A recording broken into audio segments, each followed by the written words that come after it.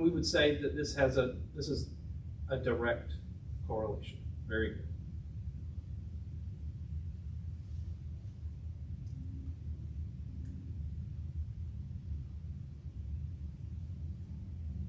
We're only going to study direct correlations, not inverse correlations. And in fact, even more descriptive, instead of the word direct, we would say positive. It's a positive correlation. What is the slope of this line? Is the slope of this line, tell me about the slope of this line.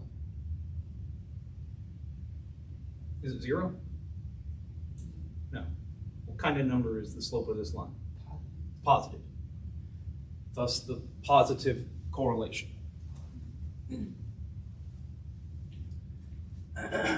Okay.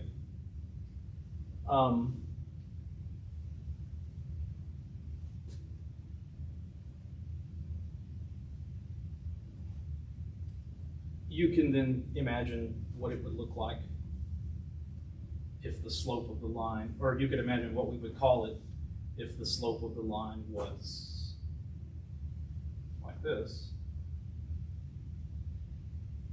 What would we name this correlation? Negative. It's negatively correlated.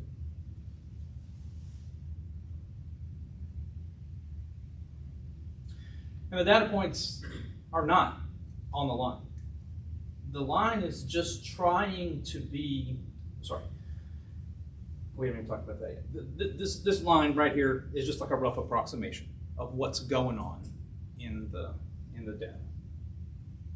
There is, however, a very particular line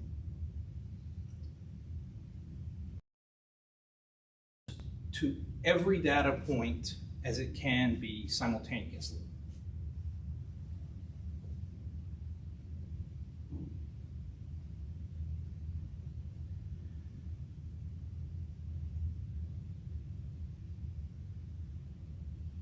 It's called the least squares line, or it is called the regression line. Parenthetically, this would be linear regression. I guess I don't have to say linear regression. If what I'm getting is a line, I'm doing linear regression. If what I had got was a parabola, I'd be doing quadratic regression.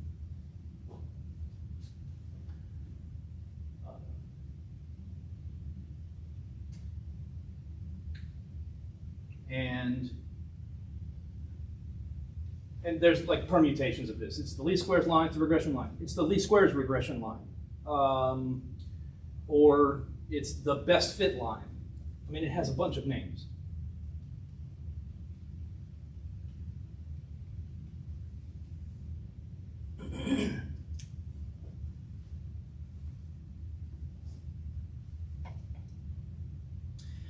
And they obtain this line in a very sneaky way.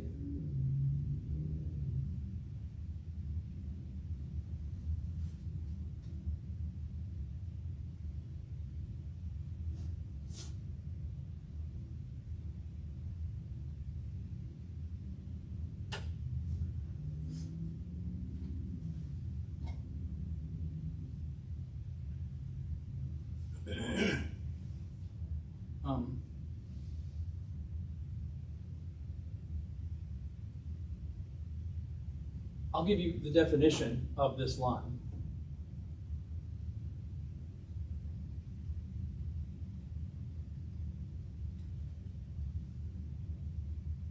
The regression line is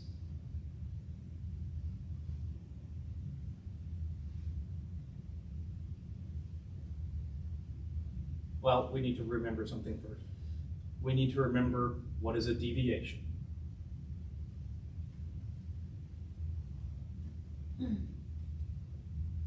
What is a deviation?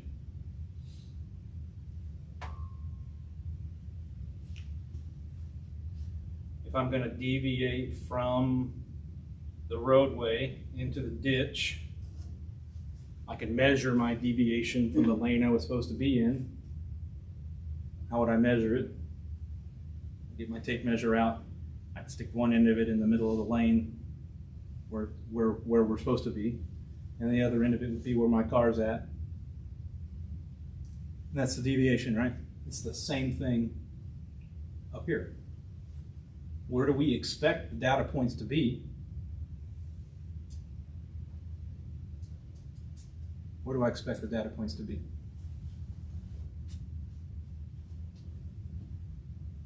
Do I expect them to be 100 units below the mean all the time? No.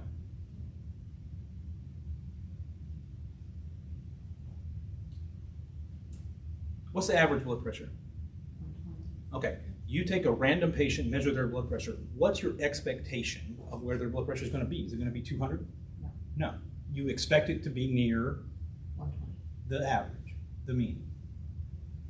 So the expectation is that our data points are near the mean.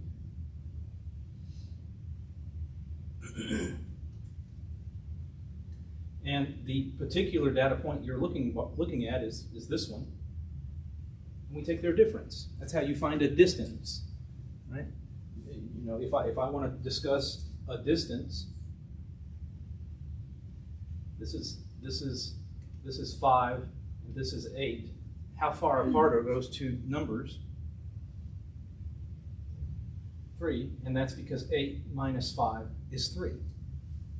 Take the big one minus the small one. That's a distance. So up here, for xi, for a particular data point minus the mean, we're not necessarily saying to take the big one minus the small one, right? It doesn't have to be the case that this is above the mean. If it turns out that this number was below the mean, then this quantity would be negative, right? It'd be something like 5 minus 8. You get negative 3. If 8 was the mean, then 5 being below the mean is 3 units below the mean. And that's what that negative sign is telling us. Okay. So this is a deviation. And we used this to construct the definition of the variance. Remember? We said the variance should be all the deviations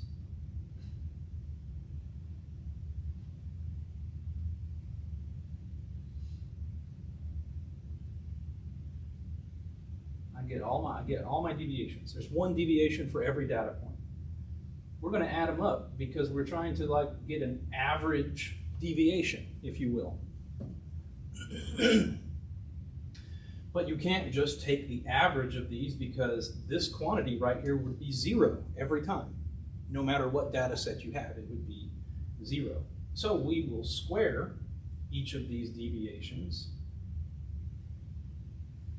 and divide by n minus 1. It's n minus 1 because we're respecting the degrees of freedom. Remember how degrees of freedom is n minus 1? Okay.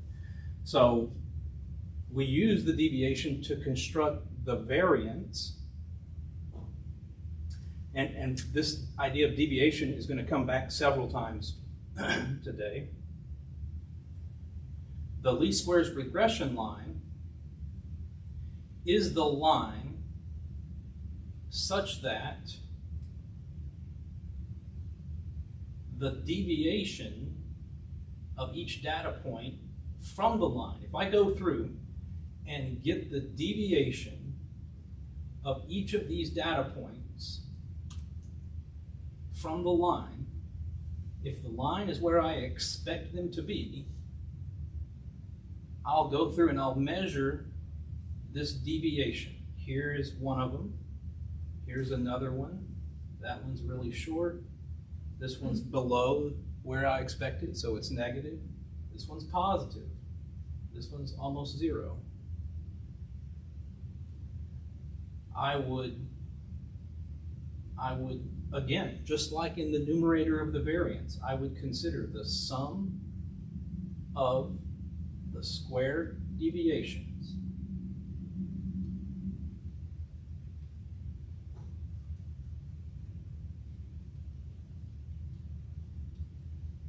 I would consider the sum of the squared deviations. That is exactly what the numerator of the variance is, right? It's a bunch of deviations. They're all squared. We added them up. Well, here's this line, right? And it's got those deviations in green. I would get each of those numbers, whatever those lengths are. Some of them are negative, some of them are positive. Square them, add them up. I get a number. The least squares line is the one such that that number is minimized.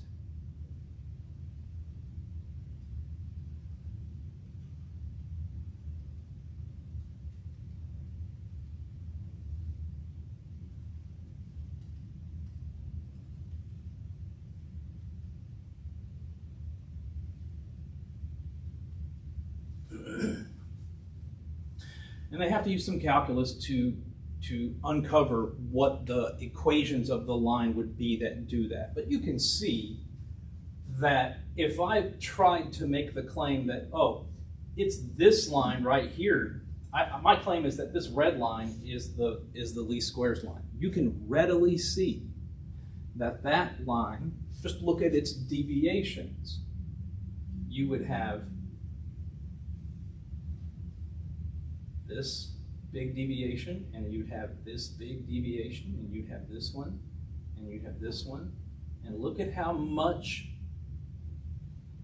more length I have in the yellow lines than I do in the green lines. And then you're going to square them, and it's going to get even more drastic.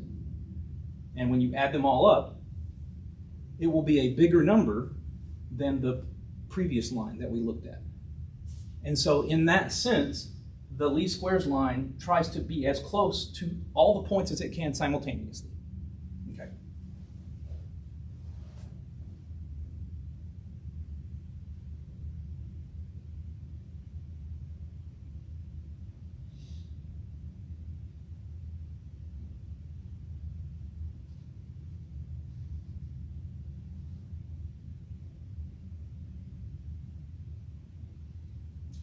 Where did we expect the data points to be, usually? Remind me? You know what I mean? So, can't I use the mean as a rough approximation? Yes. Yes. Like if I wanted to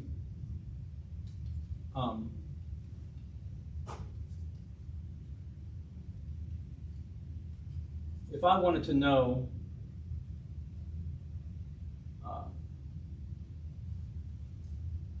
what kind of, so let's say everybody took their test, and then there's still one person that needs to take their test, and so I want to predict what their score is going to be.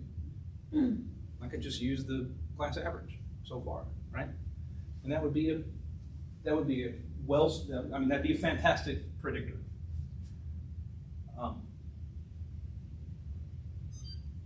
It would be a fantastic predictor. It's really our first prediction tool. It's the one we've had this whole time.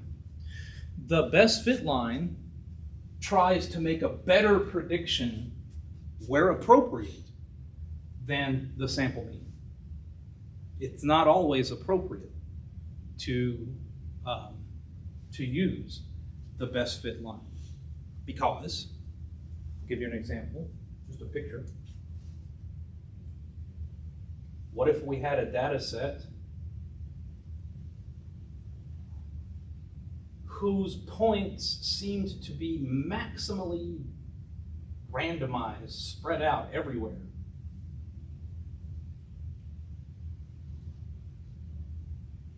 Like here's my data set. It's like a shotgun pattern. I mean, it's just boom. I don't see a trend. I can look at this and say, well, I don't see a trend But that won't prohibit me, it won't prohibit mathematics from being able to compute a least squares line. All of those points, they seem completely random. I tried to have them be random. And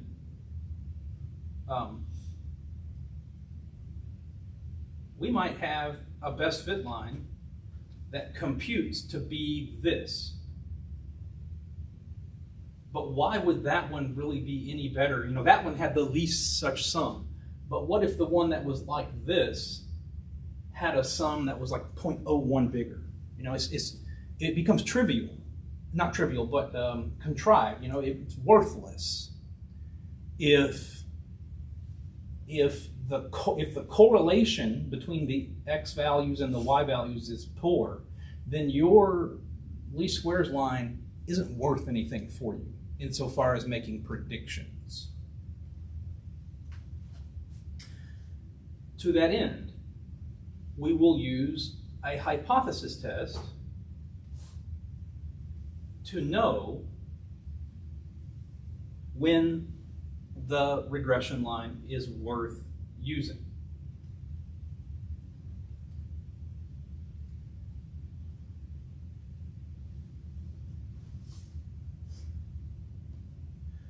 But we don't have the symbols mu and, you know, there's not a mu here. Instead, we have to introduce some new symbols. So mu is a Greek character, right?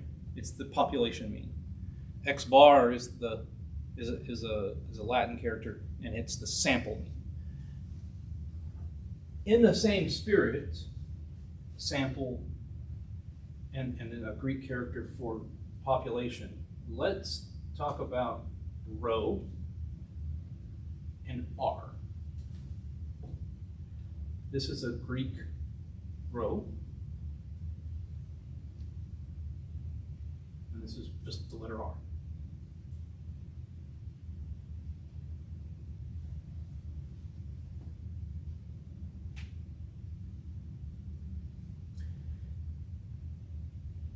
And what they are correlation coefficients.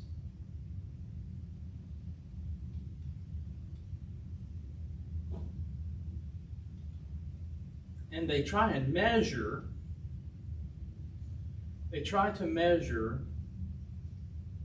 how strong the correlation is.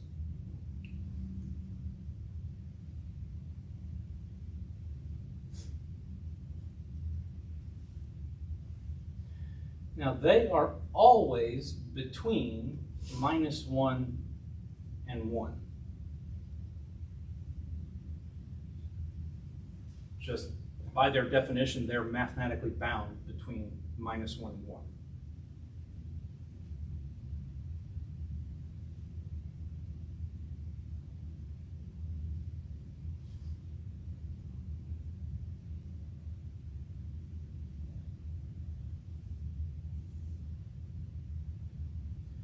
And if we look back at, let's say, this picture, the points are reasonably close to the line. Reasonably close. They're not way far away like that one picture where it was random looking. And so, and it's a positive correlation. So our expectation here is that that R, that number R, the correlation coefficient for the sample, is pretty far from 0 and positive.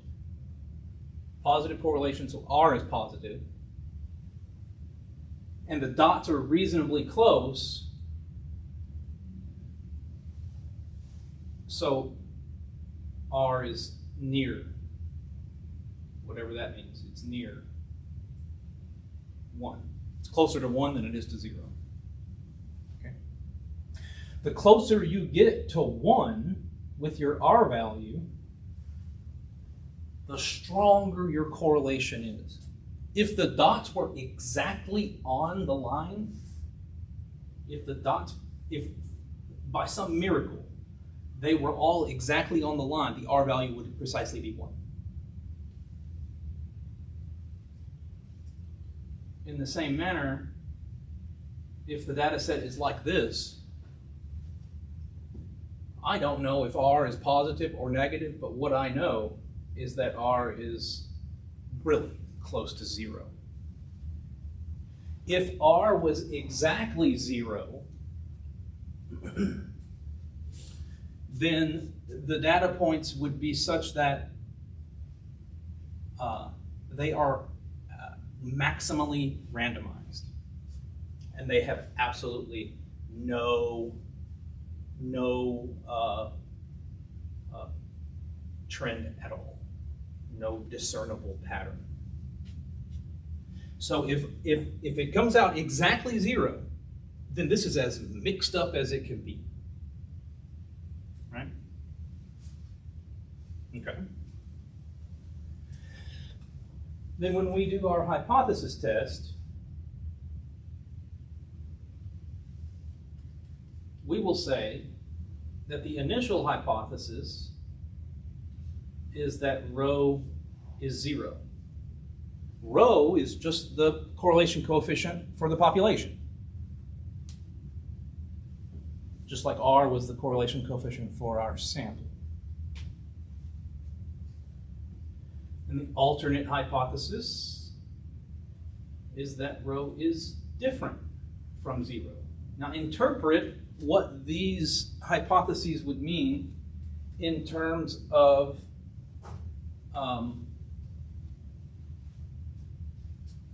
the correlation coefficient. So if we fail to reject, then it would mean that our data set is way dispersed, totally random looking. If it's totally random looking, we shouldn't be using our line, right? Remember the picture? So if we fail to reject and end up sticking with the initial hypothesis, then the best fit line is awful.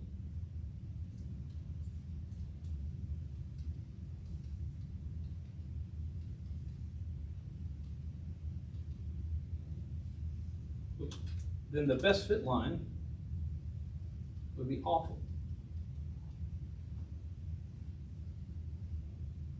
I mean, sometimes it might give us a good prediction. Sometimes it might be off in a crazy way. However, if we reject the initial hypothesis in favor of this one, then we know that rho being different from 0, that there is some correlation. We don't know how strong, but there is some correlation.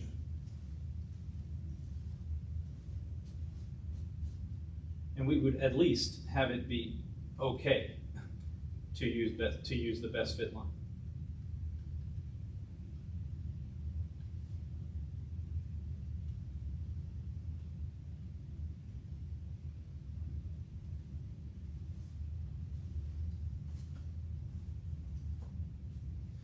And what did we say was our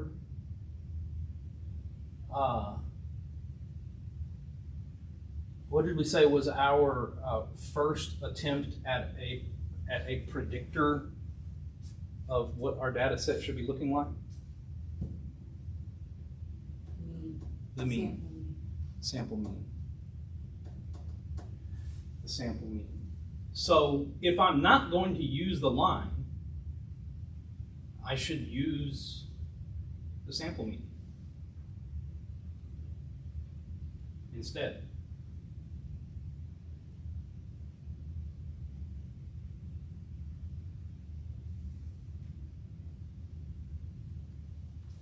So if I fail to reject, I need to use the sample mean. If I reject, I should use the equation of this best fit line, wherever it's coming from. Okay?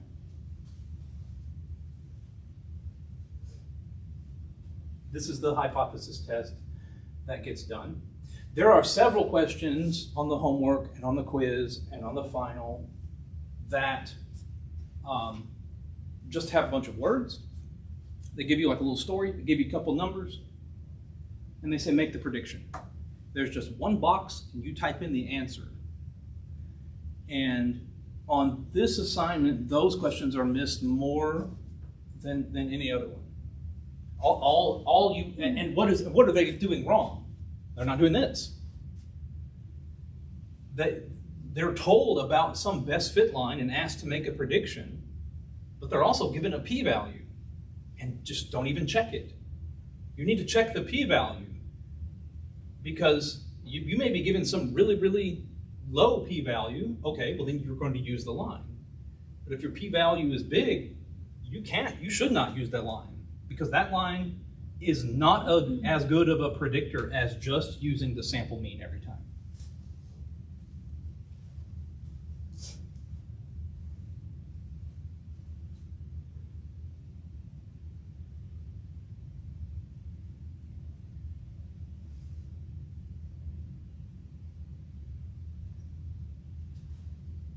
Now, since we have what amounts to two data sets, right? The X data set and the Y data set. They're always going to be talking to you about which one's X, which one's Y. You know, when you're given the information, when you're given the data, you'll have to indicate which one is X and which one is Y. You'll always make the first one X and the second one Y. Okay? And this sample mean that we're going to end up using will be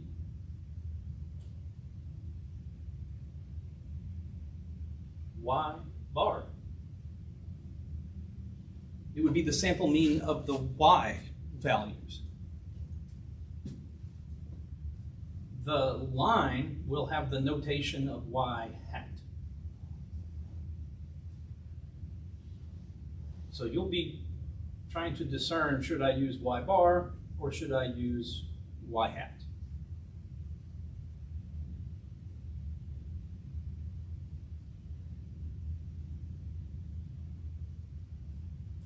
And you would be using Y bar because tentatively you may have, let's say, study time down here and grade up here. And what would happen is we would have some study time, 60 minutes. And from that 60 minutes, I would like to predict what the corresponding grade would be.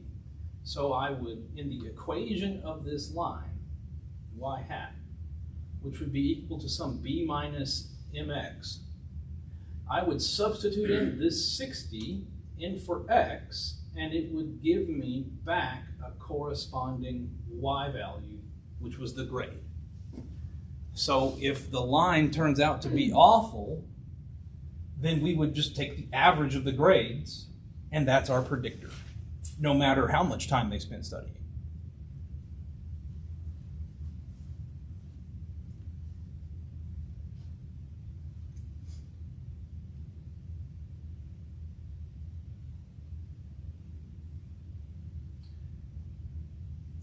I have a couple more things I want to abuse you with.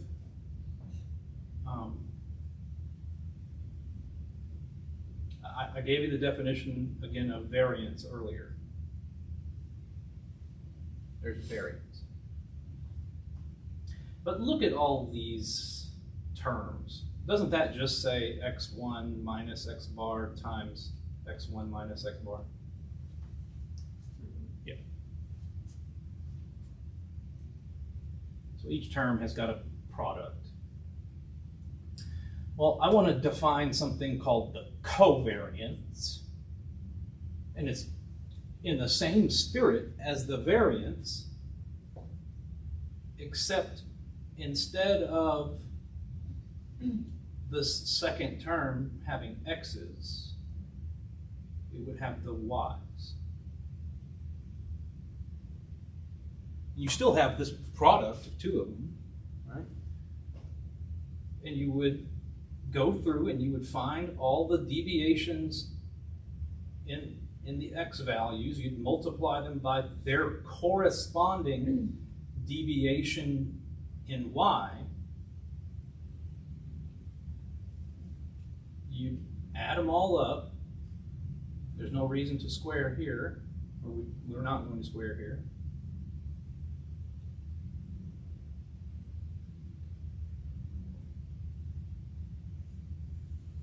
And I think you can guess what we would divide by. N minus And we're going to call this the covariance. Really, it should be the covariance of x and y.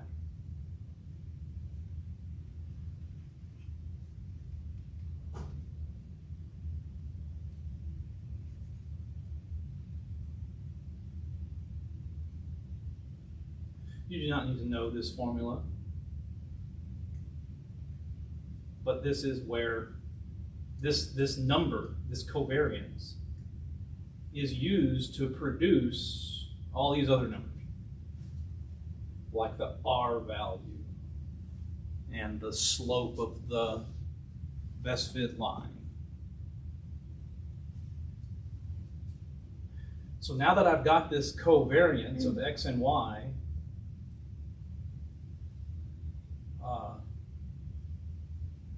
then our definition of R is, it is the covariance of x and y over the standard deviation, the sample standard deviation of the x values times the sample standard deviation of the y values. Whatever that number is, that's how they get R. It's this, they would find that covariance. StatCrunch will give you the covariance if you want it. It's got a little option right there. It's right under summary stats. S of x and S of y, the subscripts are just telling you that this is the sample standard deviation for just those x values, right? And this is just for those y values. And evidently, this number is always between -1 and 1. It would sometimes be negative because, the denominator is positive always, but we didn't square anything on that covariance, so it just had the product of two things. That doesn't necessitate that it's going to be, every term is going to be positive. So it can sometimes be negative, but the ratio of these, because remember that that covariance is not much different than the way this number here was calculated. This is just the square root of the variance of the x values. So it stays bounded between -1 and 1.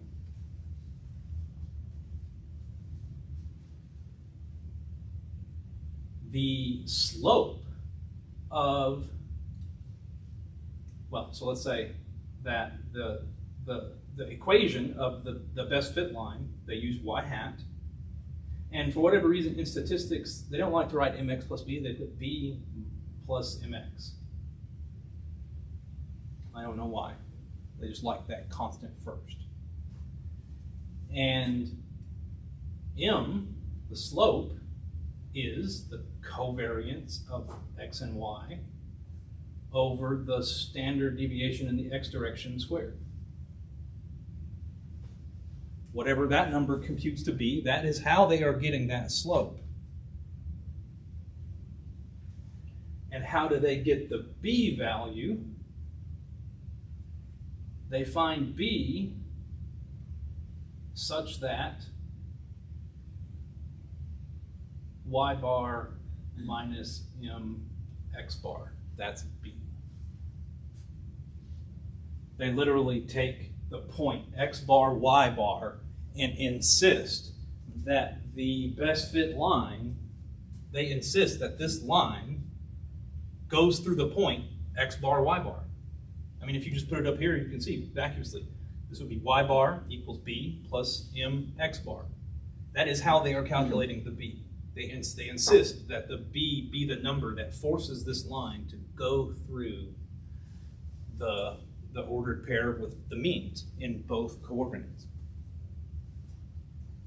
So then the average study time is going to be on our best fit line. The average grade is going to be on our best fit line. And in fact, they're not necessarily, they're not on the line. They are on the line, but it's even stronger than that. They occur at the same point.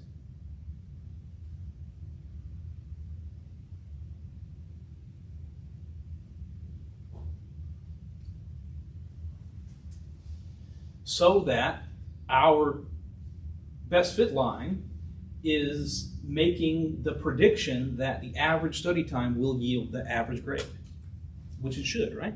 Okay.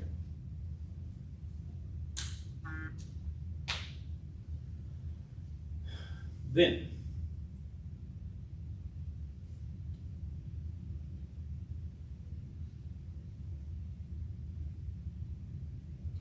we are lucky. You were lucky. I wasn't lucky when I was in school. We did all this by hand. But in this assignment, we will use StatCrunch to do the heavy lifting for us. Okay? And so it is going to compute these numbers for us. And if you ran out of things to completely do in your life, I know that you have it all together and you have all this free time and crave that knowledge, well, then you could watch a video that I made that has me working one problem by hand.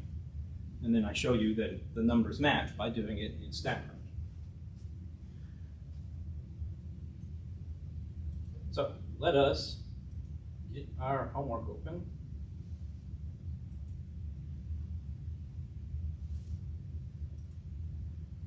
And we'll look at one problem, then go on break. And it'll be problem 1.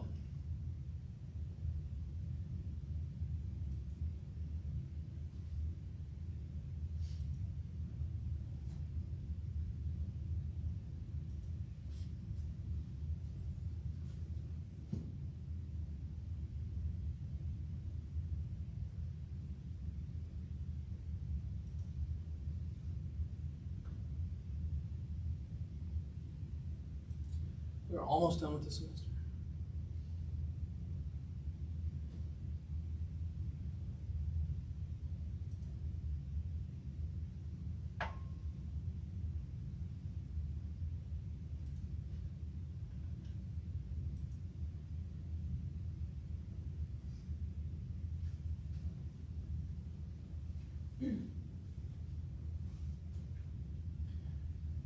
We have so you see how we have pairwise data.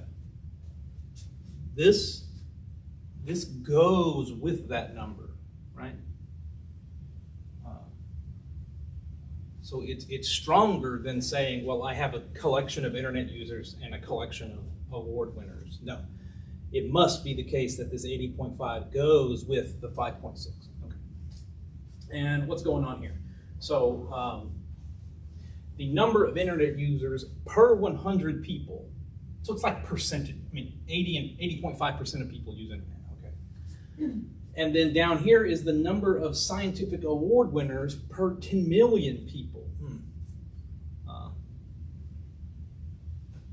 So this is like 5.6% per 100,000 people. Whatever. The idea then is that, well, maybe prevalence of internet usage somehow corresponds or correlates to scientific award winners. I mean, your natural inclination would be that I think it does, right? So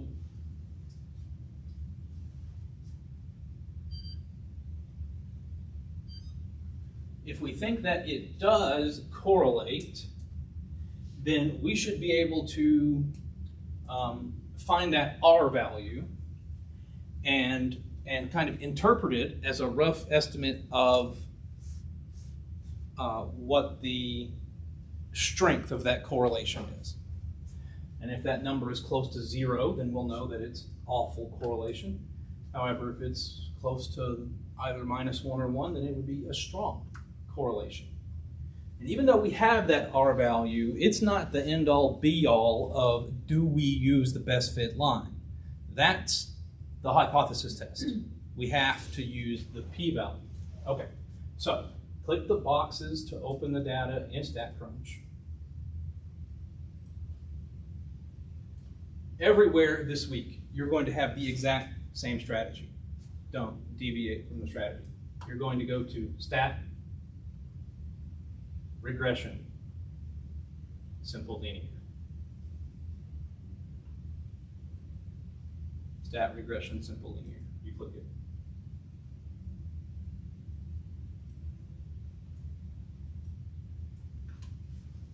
It wants to know what is the x variable. That's the first one, like I said earlier.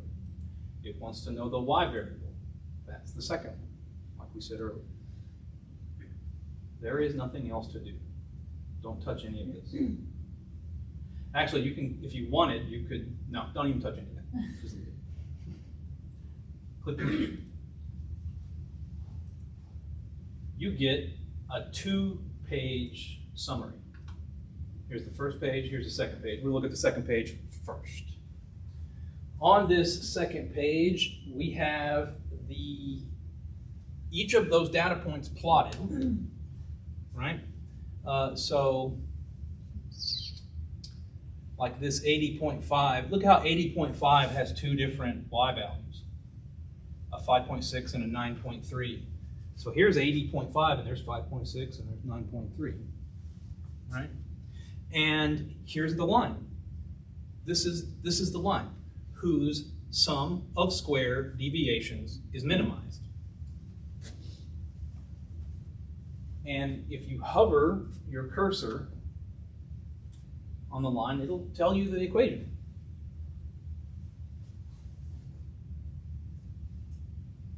See how it goes b plus mx? Okay. Now, in this view of the line, of the equation of the line, they use y and x. On the previous page, however, they also give you the equation of the line, but it's in words of what was assigned to y and what was assigned to x. So since the award winners was second, it's second. So then award winners is y. Y equals b plus mx. That's the equation of our line. You can see it also tells you the r value. However, StatCrunch, those poor folks that made it, they goofed up tremendously by using a capital R for the correlation coefficient. There isn't another set of people on the planet that use a capital R for the correlation coefficient. It's these guys alone that do it, and I don't know why. Because everyone else is using capital R to be R squared. But for them, they just said R squared. This R squared we don't even use. It's called the coefficient of determinacy or something like that. We don't use it. They don't ask anything about it. This is our R value. Look, it's 0.8. It's 0.8, so it's positive. And it's a heck of a lot closer to 1 than it is to 0, right? And that matches with what we saw in the picture, because the data points are reasonably close to the line, and that line has a positive slope. So it makes perfect sense to us that R would be a number that's positive and pretty close to 1. Now, since we're looking at this picture here, let me kind of shrink it down to be the right perspective, like a square. Then I can instantly answer the first question they asked me because they're asking me to pick the graph. Which one of these is the graph? And gee whiz, it sure looks like A, and indeed it is.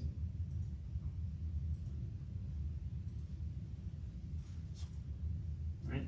I'm just doing that just by looking at the picture that it gave me. Okay. And then they want to know what is R to 3 decimal places. So I think it's 0.801.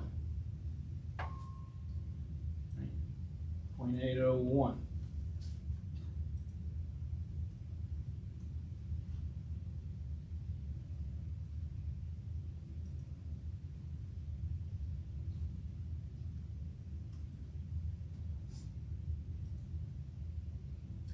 They want me to give them set up the hypothesis test. It's always the same hypothesis test that I showed you earlier. Right?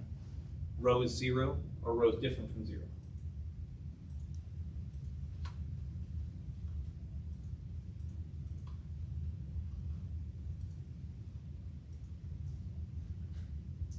Now they want the test statistic. Grumble. I didn't get to torture you with deriving the definition of the test statistic. Maybe next time. The test statistic can be found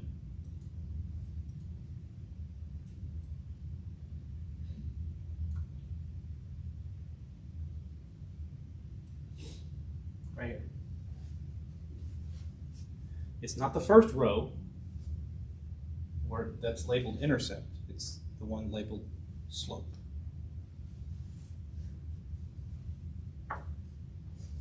The corresponding p-values right next to it.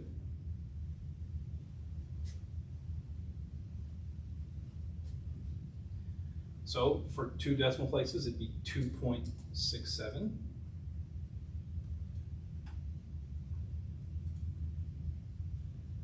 And that test statistic's pretty far in the tail. It's not quite to 3, 2.6 something. And then correspondingly, the area in the tail past the test statistic would be this 0.0556. If you ever forget which one do I look at, this is our p-value down here, and there's no mistaking what it's going to be because it's the only one in that column. So this is our p-value. Then you can say, oh, well, it's this p-value, and then I need that test statistic, the one in the second row.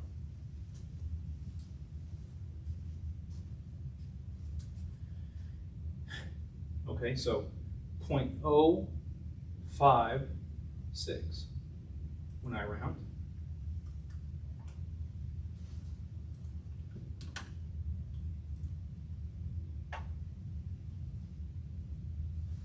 And then an awful conclusion to do. Because the p-value of the linear correlation coefficient is blank with respect to the significance level, so they're saying, go ahead and use that line. Right? That's what it means to reject every time. If you reject every time, you're saying, I'm going to use the best fit line every time. Right? And the p-value is the probability that I'd be wrong if I reject. So this is telling me that 5% of the time, it would be a mistake to use the y hat instead of y bar. And this exceeds the level of risk that's been predetermined. So we should not be using y hat.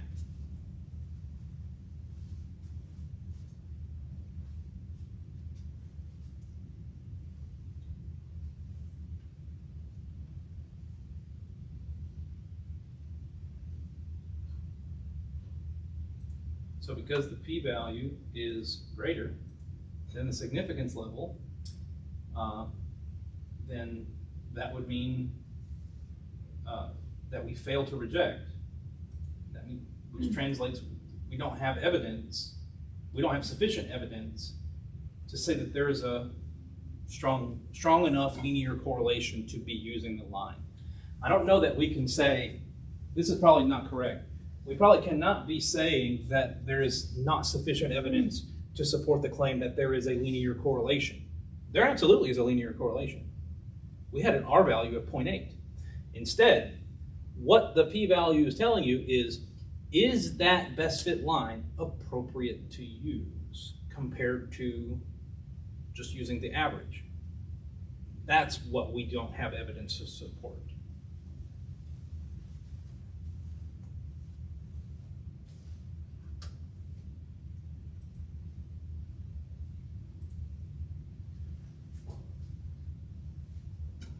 Questions?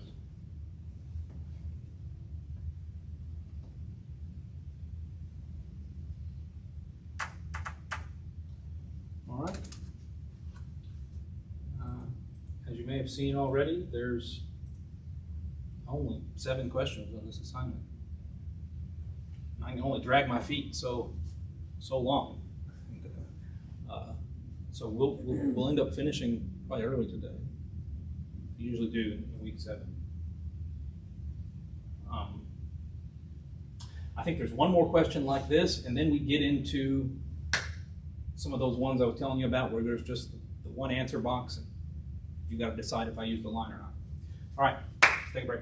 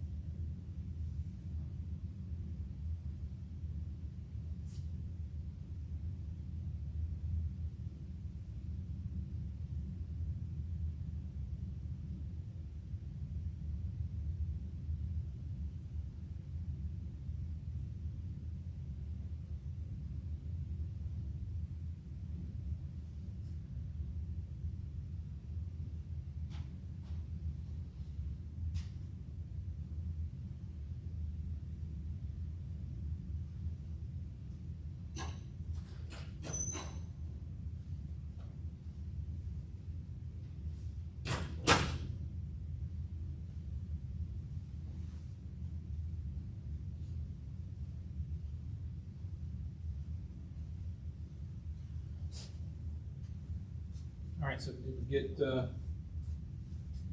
number one?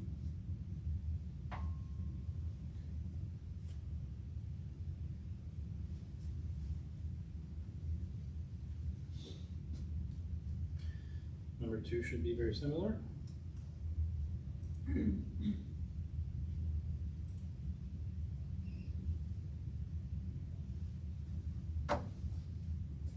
Award winners for acting.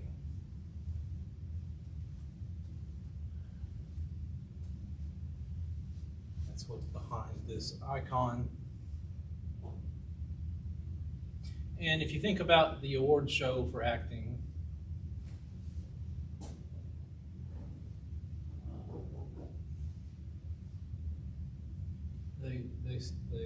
they give out one for male and female. And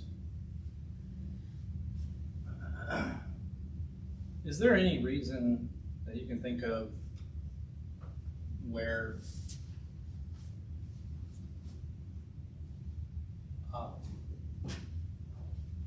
it makes sense to believe that if the male Best Actor award, does it make any sense that one particular movie should have both the Best Actor and Best Actress award winner? I mean, that'd be a heck of a performance, right? By both of them. If for whatever reason, the movie could support two characters developed in such a way that both of them won the award that year. So we would think that that doesn't happen.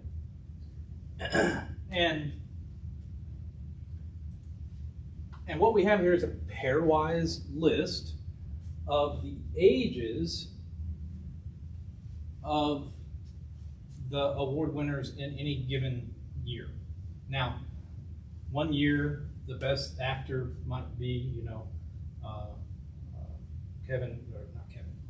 Keanu Reeves in John Wick, and then the other one is like Fried Green Tomatoes, or Sisterhood of the Traveling Pants. I mean, it's going to be different audiences altogether. One of them might be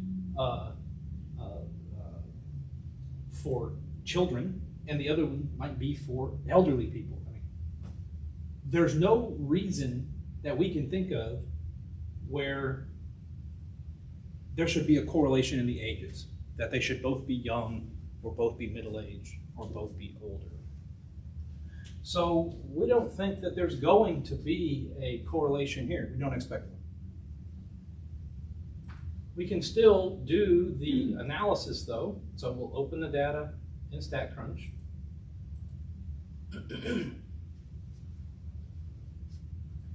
There's our data. What's our strategy every time? Stat. Regression. Sample learning. First one. Second one. Computes. That's it. You get a 2-page summary. On the second page is the picture of what's happening. So when it comes time for you to do the signature assignment, you'll be collecting some pairwise data. You'll end up doing a linear regression on that data, and it would be right here. You would have to manually type in the data into StatCrunch, and then you would do this analysis, and you'd get this picture, and you'd have to do like a screenshot of this picture and then include it in the assignment.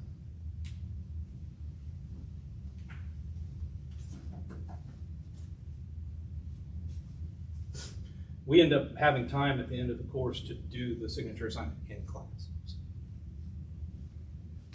You don't even have to collect data outside of the class. We can get it in class. And you can see that some of these points are near the line. There's kind of a trend, but what about this one way up here? It's not a very strong trend. What's our R value? Minus 0.27. Wouldn't you say that's close to 0? That's close to 0. It's negative. That negativity is corresponding to this downward slope of this line. So it's a reasonably poor correlation. But that R value is not the modern way of determining if you should use the regression line. That's where the test statistic and p-value come in. So the first thing they're wanting to know is, what does the picture look like? And you just kind of look for where you see some groupings that seem correct, right? So I see like these 2 dots right here. That's what catches my eye, and I see it over there.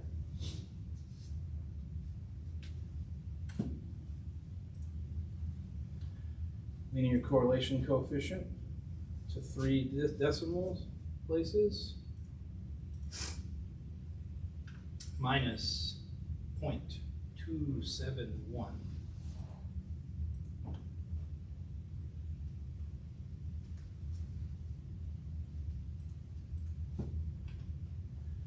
Determine the null and alternative hypothesis. Well, that's where rho is equal to 0, or rho is different from 0.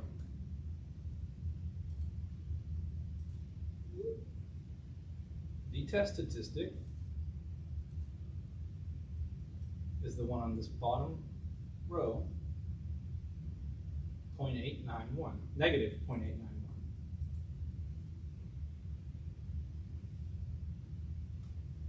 Now our alternate hypothesis, what did I do? 2 decimal places. 2 decimal places. That's gotten me quite a few times. Now, this was a two-tailed test because our alternate hypothesis was a not equal symbol.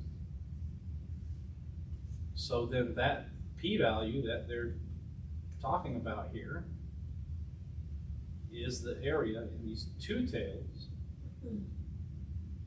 beyond the test statistics minus 0.89 and 0.89.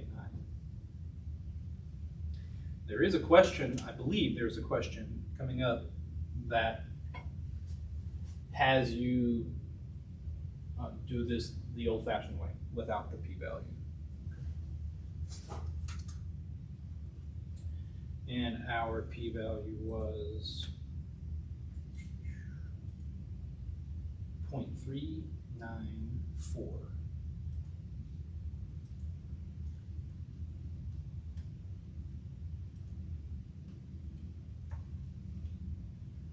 And that p-value is enormous.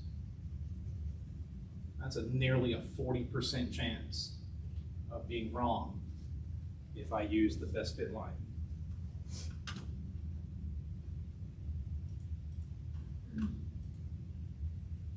So because the p-value is greater than the significance level, there is not sufficient evidence. And like we talked about, this is, I would disagree with this. There is a linear correlation. It's just weak. And it's weak to the extent that we should not use that line to make approximations.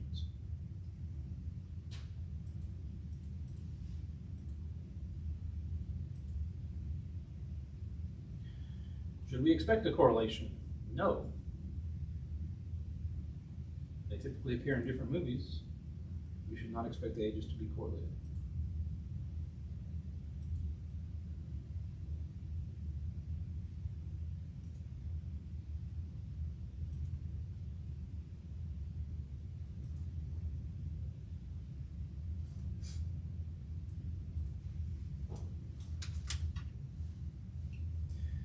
And here we are at those questions that I said people miss so often. There's no data. There's no data. We can't do a stat regression simple linear. There's nothing to do. They've already done it for us. Right? It's IQ scores for twins.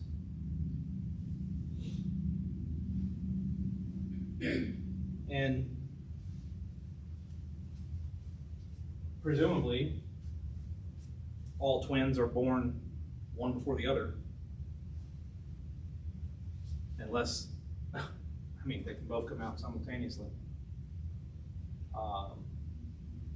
Somebody's got to come out first. And it doesn't matter if it's by surgery or natural. And it's saying here that the horizontal axis, the first collection, is the twin that was born second. So the vertical axis is the twin born first. And we are trying to predict the IQ of the twin born first if we know the IQ of the twin that was born second. Okay. And they have collected all this data. And they have found that for the twin born second, ooh, look, the twin born second had a little bit higher IQ than the twin born first. But they're still pretty close. Now, I don't know anything about what the data looks like in between, because you can get these numbers, you can get these numbers in the following way. The twin born first, every single one of these 20 twins born first, every single one of them could have had an IQ of 92.75. Then the average would be 92.75 also. But those twins born second, they could have just completely run the gamut of IQs, such that when you added them up, divided by 20, you got 93.09. So I can't read too much into these numbers being close. All it tells me is that their averages are roughly the same. This R value, that's pretty steep, right? And it's positive. So at least I know that as the IQ of the second-born twin increases, then the IQ of the first-born twin also increases. And being that it's near 1, those ordered pairs are reasonably close to the best fit line. And this is the equation of the best fit line. So find the best predicted value of, and they could change this wording here. They should just say, find the best predicted value given that the twin born second has an IQ of 95. What do we do?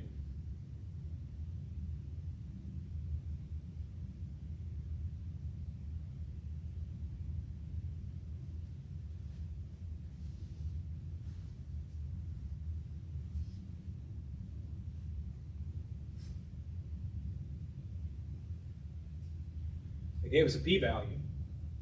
It's a heck of a p-value, right? Yeah. So what's the probability we'd be wrong if we reject? Say it. No. 0%. 0. The p-value is the probability you'd be wrong if you reject. So we should go ahead and reject. What are we rejecting? The notion that rho is 0. Well, that meant that there was no correlation. We're rejecting that there's no correlation. There is some correlation. And if there is some correlation, we should use this line, because it's going to do a better job than just the averages. It will do a better job than just y bar, which is the average of the twin born first. So we'll use that line, and we'll just use our regular handheld calculator to compute a minus 3.72 plus 1.04 times 95, because 95 is the IQ of the twin born second, for which we would like to predict the IQ of the twin that was born first.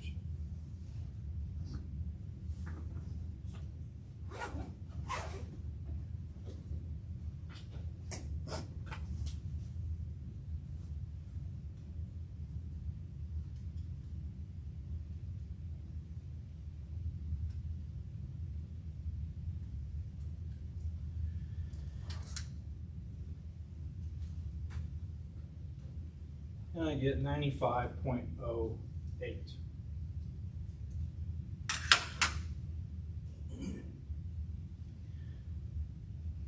And that will be what I type in.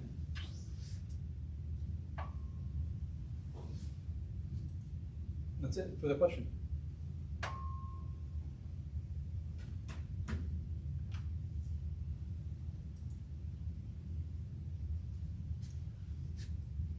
And the next several are just like it.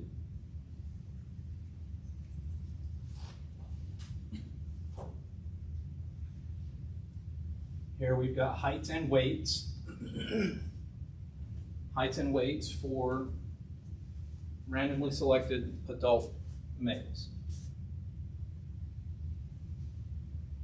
Okay. Then my best guess would be there's a direct positive correlation. Taller you get, probably the heavier you'll weigh.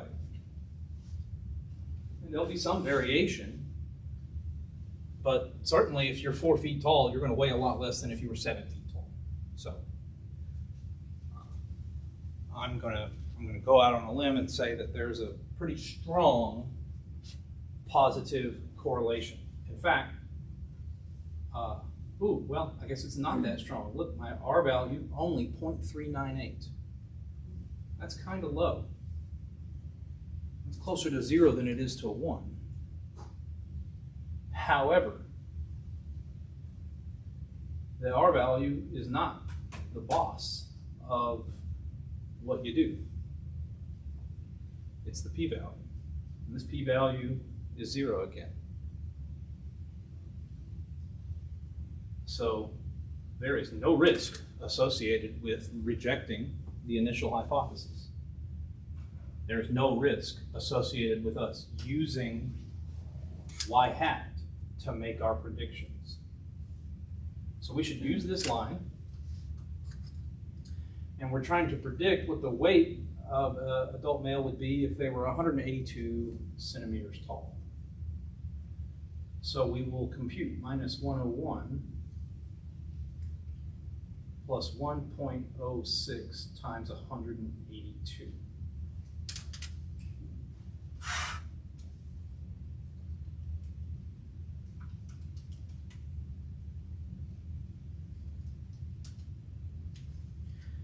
And I get 91.92 kilograms.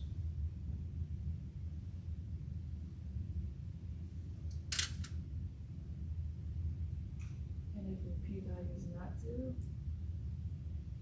you still do that? Well, your p-value, it's not that our p-value was 0 that made us do this. It's that our p-value was lower than the alpha, right? My p-value is a higher than the significance alpha. Okay. So you would fail to reject, right? And if you fail to reject, then you're saying your evidence supports the claim that rho is 0. And if rho is 0, then the data is maximally dispersed. There's no correlation. If there's no correlation, this line is garbage. We can compute it because there is one that's better than all the other ones. But the data itself does not have any trend that this thing can measure for us. We should just use y bar. And y bar is given to you. You would type in this number.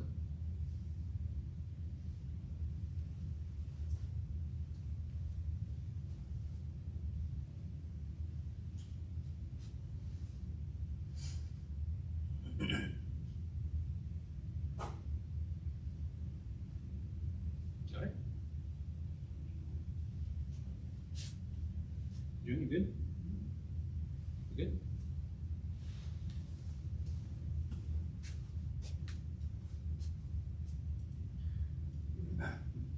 I'm surprised they didn't give me one like that. Yeah, I didn't get one with that either. So I'm glad you guys asked. 'Cause otherwise I would have thought it's always 0. I probably wouldn't have paid attention. Yeah, I did the whole formula like we did last time, so now. And that was Yeah. my p-value. It was higher, so. Yeah, you gotta check that p-value. Now on the signature assignment, they want you to use your equation that you get for the best fit line regardless. They say, use the equation to make the prediction. If somebody's demanding that you use it to make the prediction, you use it. But otherwise, you would want to use your hypothesis test to know if it's a good idea to use it. Well, here they don't even have a story for us. It's just here's X and here's Y. And they say to use the data to find the equation of the regression line. Okay. So I'll open the data.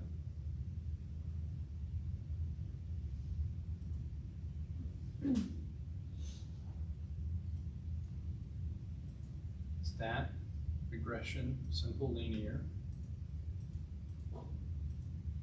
We can't go wrong here. They're labeled X and Y. Compute. Okay.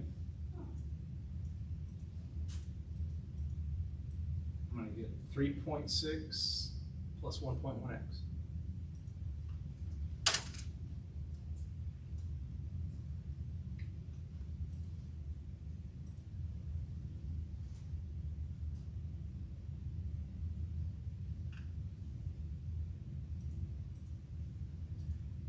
wanting me to get a picture of it.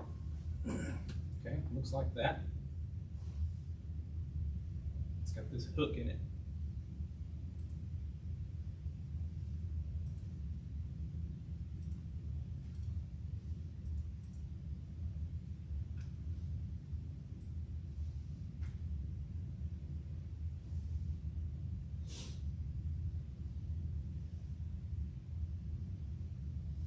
Which one do you think's the answer? Hey. So there is you can do, so like when you go to stat regression simple linear, if you were to pick something other than simple linear, like polynomial, then you could fit a curve to your data and get an even more precise estimating tool than just a line. And that curve, that data having that curved feature might be better will certainly be better approximated with a polynomial regression. All right. On to number 6. We have data showing the chest size and weight of several bears.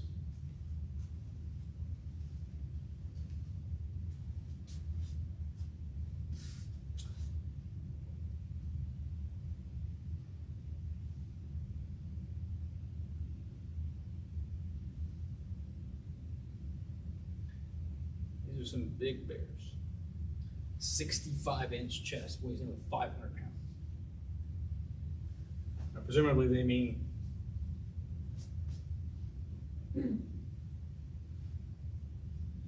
the bears of the 8-foot-tall variety with big claws.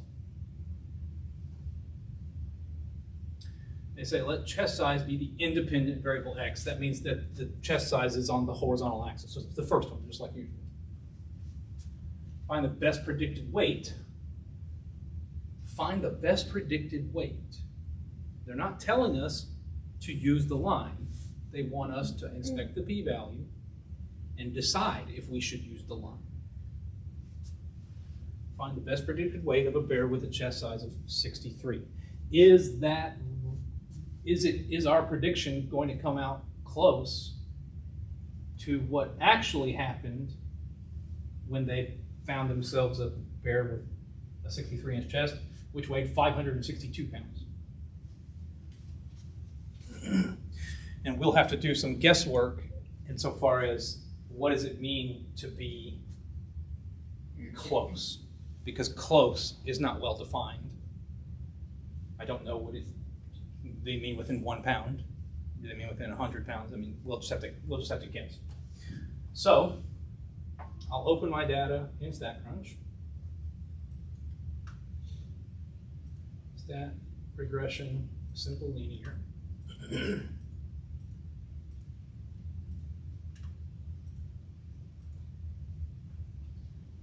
It's a pretty good correlation there, which we would totally expect. Big giant bear with 60 some odd inch chest to be rather heavy. The equation of this best fit line, they say round to 1 decimal place. So minus 411.7 and 14.3.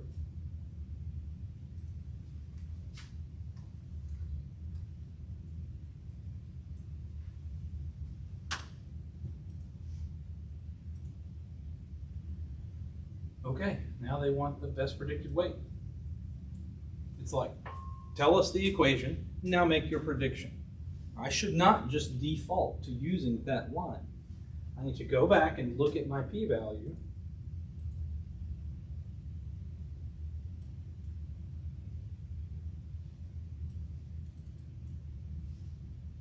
Well, that's a pretty dang small p-value. 0.0005. So 5/100ths of a percent chance of being wrong if we reject H0. Rejecting H0 means rejecting the notion that there's no correlation Instead, there is some correlation. We should use that line to get our prediction.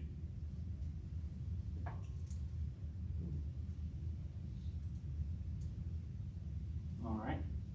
So then I will compute minus 411.7 plus 14.3 times 63.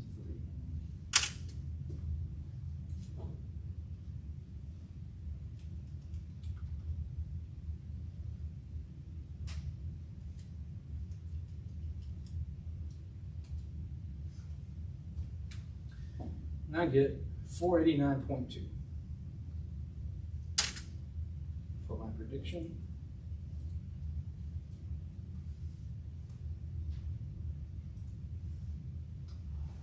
And is this close to the actual weight of 562? All right, well, here's where we have to use like the process of elimination. It is not very close to the actual weight, so we'll get rid of that. Yeah, I don't even think it's close. I'm going to say it's not very close. It certainly isn't exactly the same.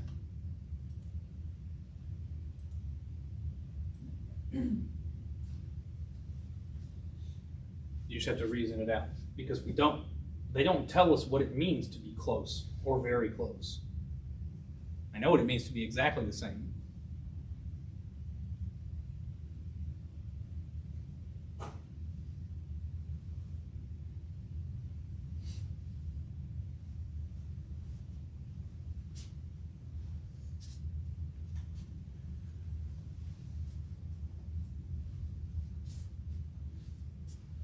right, so we good on this one?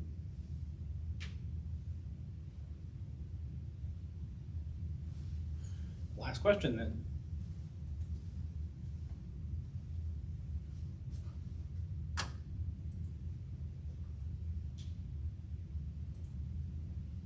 Again, with the best actress, best actor. Find the regression line. Find the best predicted age if we know that the best actress is 58 years old. Is that number within 5 years? Here they do quantify close. They say, is it within 5 years of the best actor? So I'll open in StatCrunch. Stat regression simple linear. Two-page summary. Oh, scattered everywhere.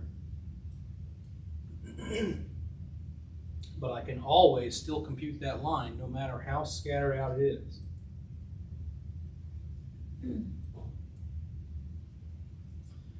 And the line is going to be, so it says round the y-intercept to 1 decimal and the slope to 3 decimals.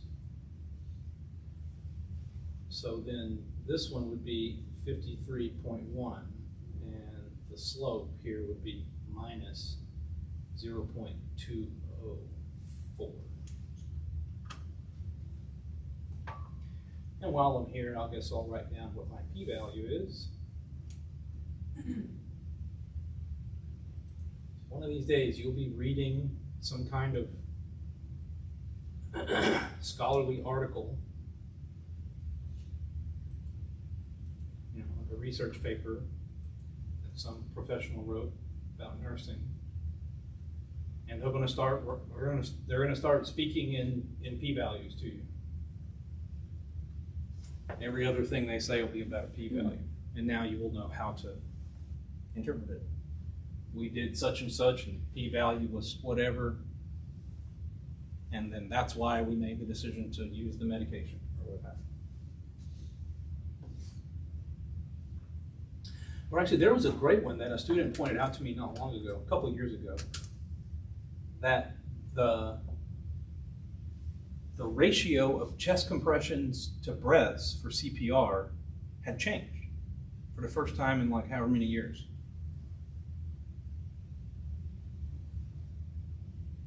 And it was because of research that was done that said you increase the oh, there's a special word for it when you reanimate. You increase the probability of that occurring if there's more chest compressions, less breaths. More chest compressions per breath. And so they've raised the number of chest compressions per breath, and you can bet that somewhere out there's a collection of data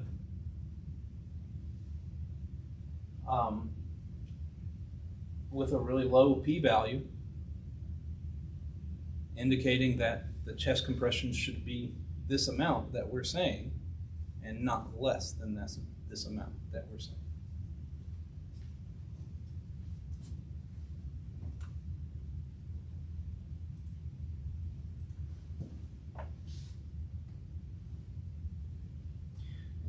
She told me about it like way later after she left class, gone on to do other things, and was reading an article as part of the course. And it was that, I think it was that. And I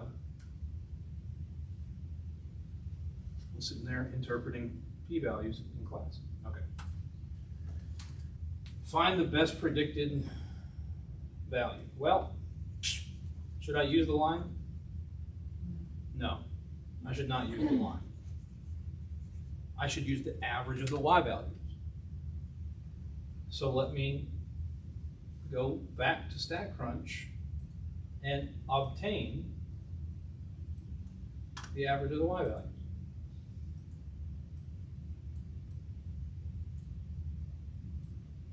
And the y values are the best actor. So I'll just use summary stats columns and pick best actor, hit compute, and it's going to tell me the mean.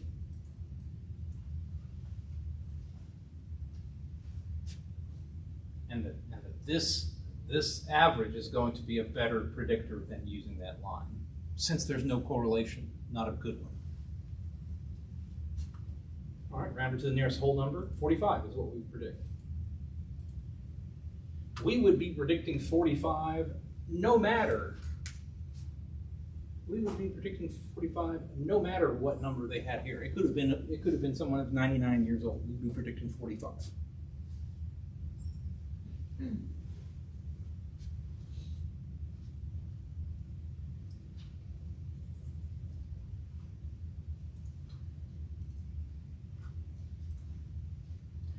Is that prediction 45 within 5 years of what actually occurred? And the actual thing that occurred. So what happened is they had let's find it.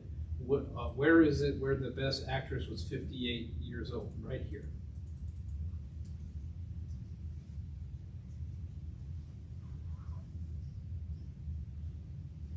So right there, the best actress was 58. The best actor was 46. Our prediction was 45. So yeah, it was a great predictor. Yes, the predicted age is 5 years or less.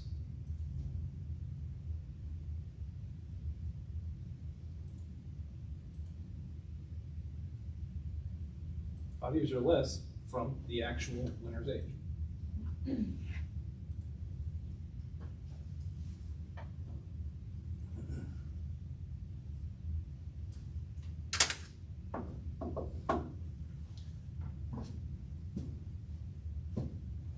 Questions?